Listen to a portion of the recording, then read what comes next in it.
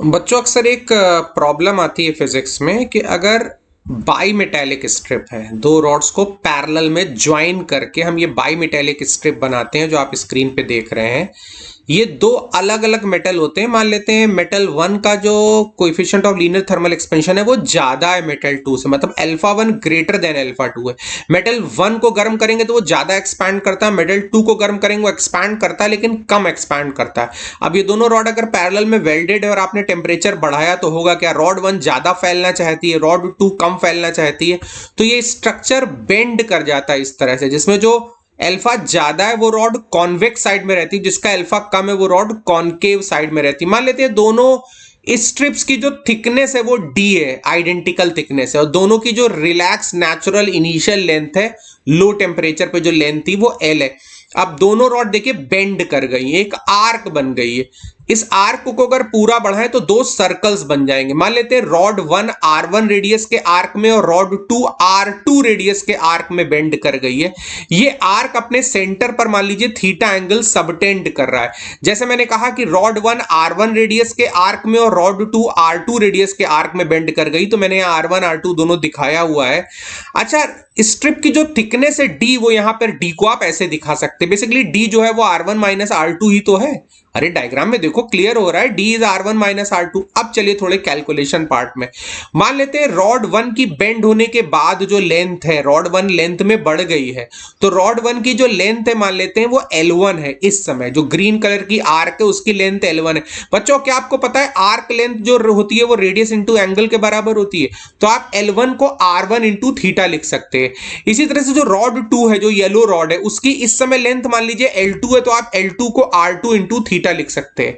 आप simply divide कर दीजिए। अरे हमें निकालना क्या, ये तो हम भूल ही गए। हमें निकालना ये है कि ये स्ट्रक्चर किस रेडियस में बेंड कर जाता। अब आप कहेंगे कि आर्क वन तो R1 रेडियस में बेंड करी और रॉड टू R2 रेडियस में बेंड करी। बच्चों R1 और R2 में ज्यादा डिफरेंस नहीं, R1 माइनस R2 डी, और डी की वैल्यू बहुत कम है। तो एक तरह से हमको R1 और R2 का एवरेज निकालना, एवरेज रेडियस निकालनी है जिसमें ये स्ट्रक्चर बेंड हुआ है। हमें एक तरह से R1 प्लस R2 बाई 2 निकालना है। ठीक है, R1 हुआ, R2 हुआ, और जो एवरेज बेंडिंग रेडियस R है वो सब ऑलमोस्ट सेम है, इसमें DV का फर्क है बस।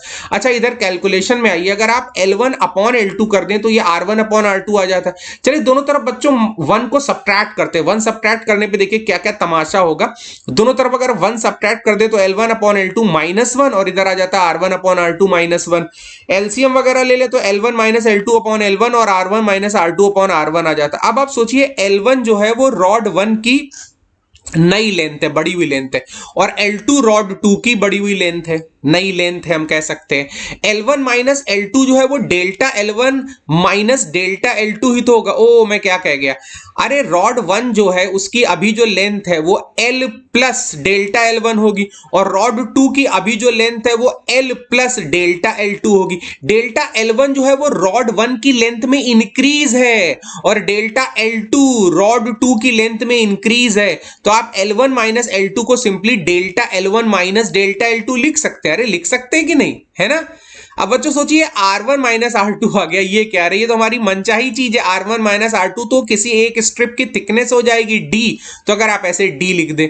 बच्चों ये जो L1 है और ये जो L2 है ये सब D के कंपैरिजन में बहुत बड़े हैं।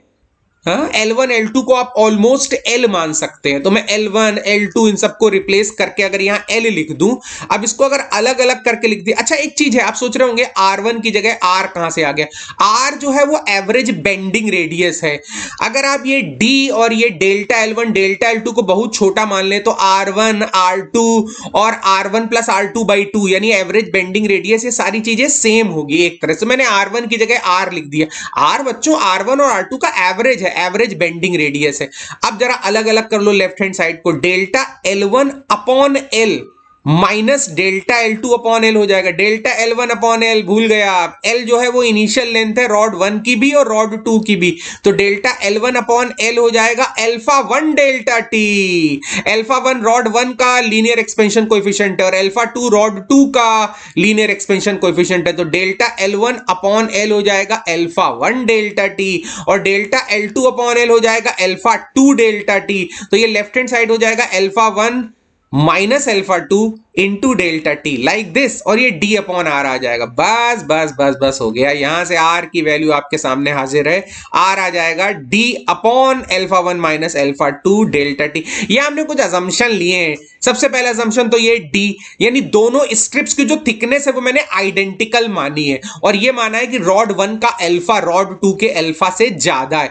तो जब आप सीधे स्ट्रक्चर का टेम्परेचर डेल्टा टी बढ़ाएंगे, बाईमेटालिक स्ट्रिप का टेम्परेचर डेल्टा टी बढ़ाएंगे, तो लेंथ में जो इंक्रीज होगा वो तो दोनों रॉड का अलग अलग होगा। रॉड 1 ज्यादा एक्सपैंड करेगी, रॉड 2 कम एक्सपैंड करना चाहेगी, इस वजह से स्ट्रक्चर बेंड हो जाता है। और स्ट्रक्चर जिस रेडियस में बेंड होगा वो रेडियस हो जाएगी r is equal to d upon alpha 1 minus alpha 2 into delta t. बच्चों ये फॉर्मूला आप याद रख सकते हैं और बहुत यूजफुल है एग्जाम के लिए। थैंक यू बच्चों फॉर वॉचिंग।